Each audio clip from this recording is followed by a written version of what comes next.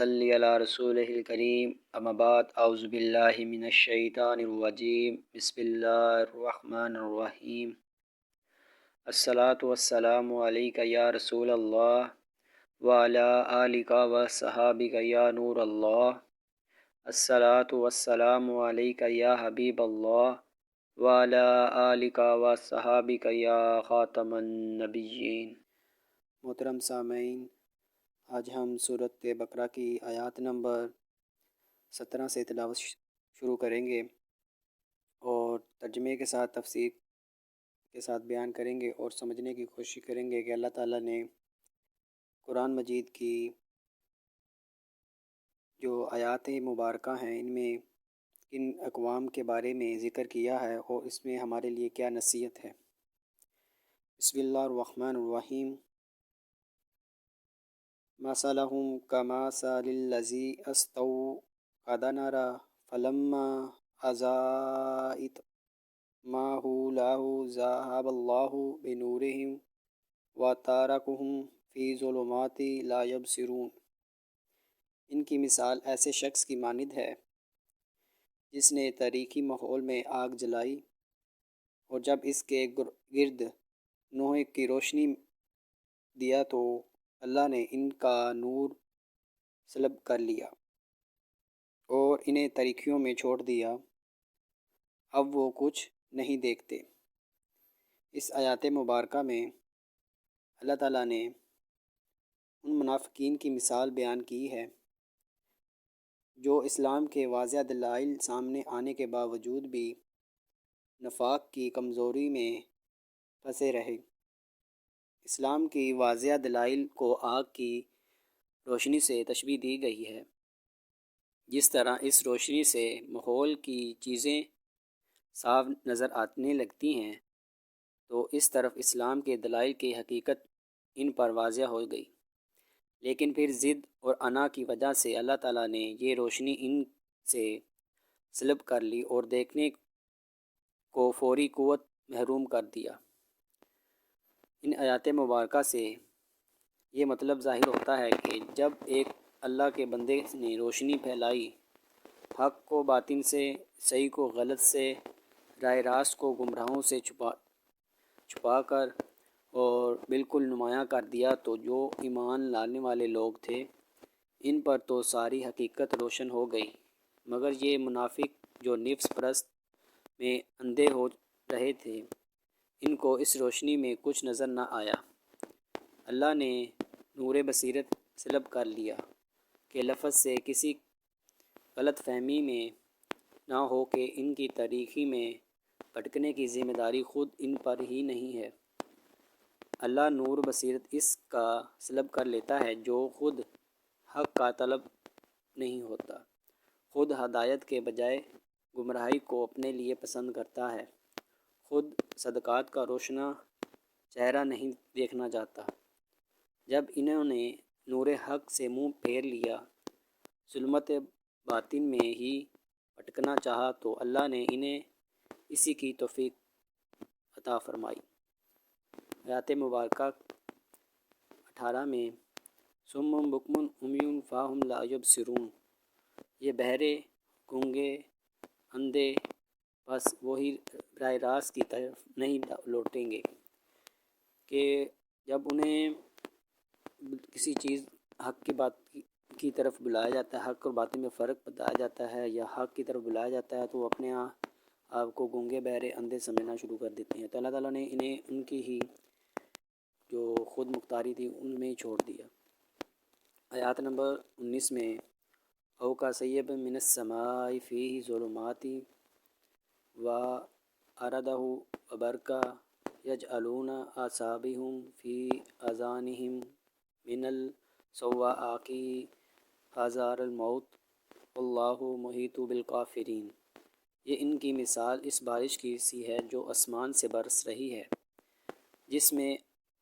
آندھیاں ہیں اور گرج اور چمک بھی ہے کہ وہ کڑک کے باعث موت کے ڈر سے ان اپنے کانوں میں انگلیاں ٹھوس لیتے ہیں اور اللہ کافروں کو گھیرے ہوئے ہے۔ اس آیات مبارکہ میں اللہ تعالیٰ نے ارشاد فرمایا کہ منافقین کی پہلی مثال تو ان منافقین سے مختلف تھی جو اسلام کے واضح دلائل سامنے آنے کے باوجود بھی خوب سوچ سمجھ کر کفر اور نفاق کا رستہ اختیار کیے ہوئے تھے۔ اب منافقین کے لیے اس گروہ کی مثال دی جا رہی ہے جو اسلام لانے کے بارے میں شک و شبہات کا شکار رکھتے تھے۔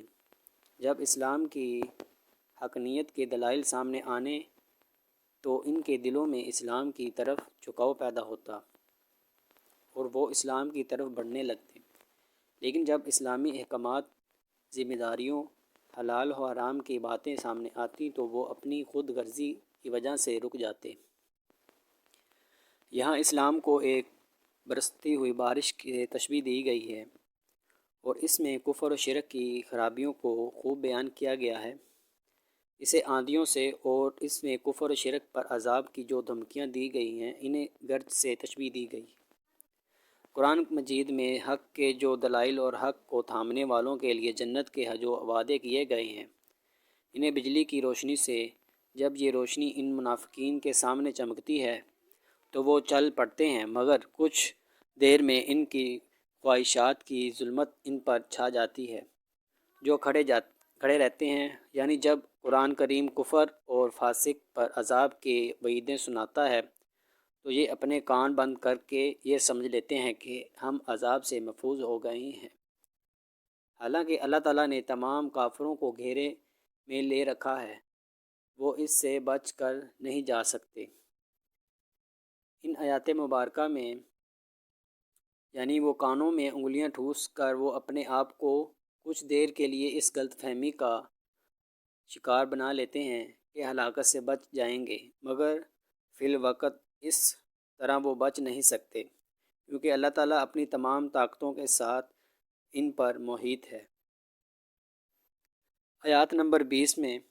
اللہ تعالیٰ نے ارشاد فرمایا، یکاد البرق یخطف ابصارهم کلما اضاء لهم مشوا فیہ واذا اظلموا علیہم قاموا ولو شاء اللہ لذہب بسمعہم ولابصارہم ان اللہ علی کل شیء قدیر۔ یوں لگتا ہے کہ بجلی ان کی بنائی اچک لے جائے گی۔ جب بھی ان کے لیے ماحول میں کچھ چمک ہوتی تو اس میں چلنے لگتے، اور جب ان پر آندھیاں چھا جاتی یا اندھیرا چھا جاتا تو کھڑے ہو جاتے، اور اگر اللہ چاہتا تو ان کی سماعت اور بصیرت بالکل سلب کر لیتا۔ بے شک اللہ تعالیٰ ہر چیز پر قادر ہے۔ اس آیات مبارکہ میں اللہ تعالیٰ نے ارشاد فرمایا کہ مومنوں کے لیے اور ان منافقین کی جو پہلی مثال ہم نے بیان کی تھی جو دل میں قطعی منکر تھے اور کسی غرض اور مصلحت سے مسلمان بنے ہوئے تھے، اور یہ دوسری مثال ان کی تھی جو شک و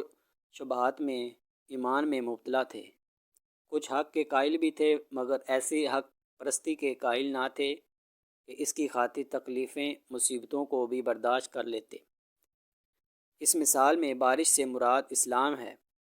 جو انسانیت کے لیے رحمت بن کر آیا، اور اندھیری گھٹ اور کڑک اور چمک سے مراد مشکلات مصائب کا وہ ہجوم وہ سخت مجاہد سے ہے جو اسلامی تحریک یا اسلامی طریق اسلام کے مقابلے میں اہل جاہلیت کے شدت مزاحمت کے سبب سے پیش آتا رہا۔ مثال کے آخری حصے میں ان منافقین کی اس کیفیت کا نقشہ کھینچا گیا ہے۔ جب معاملہ ذرا سہلا تو یہ چل پڑتے ہیں، اور جب مشکلات ان کے دل و بادل چھانے لگتے ہیں یا ایسے احکامات دیے جاتے ہیں جن سے ان کی خواہشات نفس اور ان کے تہذیبات جاہلیت پر صرف لگتی ہے تو ٹھیک کر کھڑے ہو جاتے ہیں۔ یعنی جس طرح پہلی قسم کے منافقین کا نور بصیرت اس نے بالکل سلب کر لیا، اسی طرح اللہ تعالیٰ نے ان کو بھی حق کے لیے اندھا بہرا بنا دیا۔ مگر اللہ کا یہ وعدہ نہیں کہ اللہ تعالیٰ کا یہ قاعدہ نہیں کہ جو کسی حد تک دیکھنا سننا چاہتا ہو اسے اتنا بھی نہ دیکھنے یا سننے دے جس قدر حق دیکھنے یا حق سننے کے لیے یہ تیار تھے۔ اس قدر سماعت اور بصیرت اللہ نے ان کے پاس رہنے دی۔